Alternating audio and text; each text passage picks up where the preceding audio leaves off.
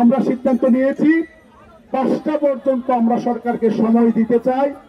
আমরা চাই আমাদের অভিভাবক যার কাছে আমরা আবেদন রেখেছি 6 লক্ষ শিক্ষক পরিবারের পক্ষ থেকে, আমাদের মাননীয় প্রধান উপদেষ্টা, আমাদের দেশের গর্ব, একমাত্র নোবেল লরেট যিনি বিশ্বে আমাদেরকে সম্মানিত করেছেন, মর্যাদাবান করেছেন, তার কাছে আমাদের 6 লক্ষ শিক্ষকের পক্ষ থেকে আকুল আবেদন, 5টার মধ্যে স্যার আপনি আমাদের বিষয়টা সমাধান করেন।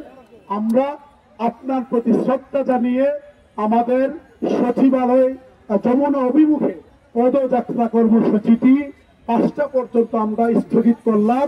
পরবর্তীতে আমরা হয়তো যদি আমাদের আবেদন আপনি বিবেচনায় না আনেন, আমরা হয়তো আপনার বাসভবনের দিকে অভিমুখে আমরা পদযাত্রা করতে বাধ্য হব। আপনার এই ভিক্ষার চাকরি আমরা করব না। আরেকটি বিষয় বলতে চাই, আমরা আপনাকে সুযোগ দিয়েছিলাম, আপনি সুযোগ নেন নাই। আপনার সাথে যে আলোচনা হয়েছে, যে প্রস্তাব দেওয়া হয়েছে, এই প্রস্তাব আমরা ফিরিয়ে নিলাম। এখন আমাদের যে 3 দাবি ছিল, আমাদের 20% বাড়ি ভাড়া এই মাস থেকে দিতে হবে। কোন হ্যাঙ্কি ব্যাঙ্কি আগামী বাজার চলবে না। টাকা পয়সা কোথায় থেকে আনবেন এগুলো আমাদেরকে বইলা লাভ নাই। লক্ষ লক্ষ কোটি টাকার অস্ত্র কিনতে পারেন, লুটে পুটে খেতে পারেন।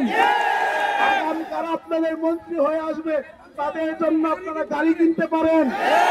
আর 6 লাখ শিক্ষক পরিবারের ডাল ভাতের খাওয়ার জন্য 3000 কোটি টাকা দিতে পারেন না। সুতরাং আমরা আমাদের প্রস্তাব ফিরিয়ে নিয়েছি। আমাদের 3 দাবি, 20% বাড়ি ভাড়া, 1500 টাকা মেডিকেল ভাতা, 75% উৎসব ভাতা এই মাস থেকে দিতে হবে।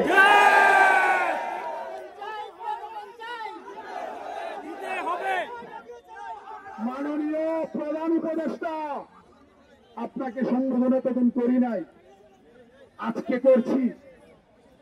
আপনার প্রতি আমাদের আস্থা আছে, শ্রদ্ধা আছে। সচিবালয়ে ব্রিফ করার পরে সকল মিডিয়া ছিল, নিশ্চয় আপনি ইতিমধ্যে জেনে গিয়েছেন।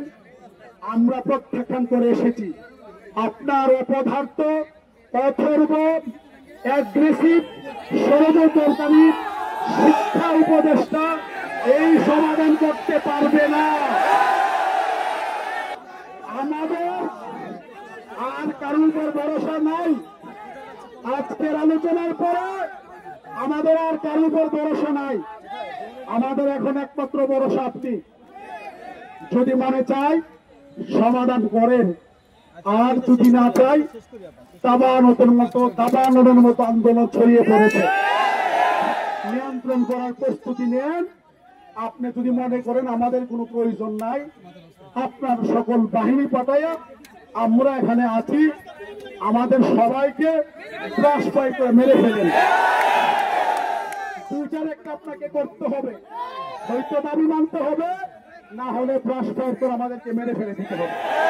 আমাদের কোনো আপত্তি থাকবে না।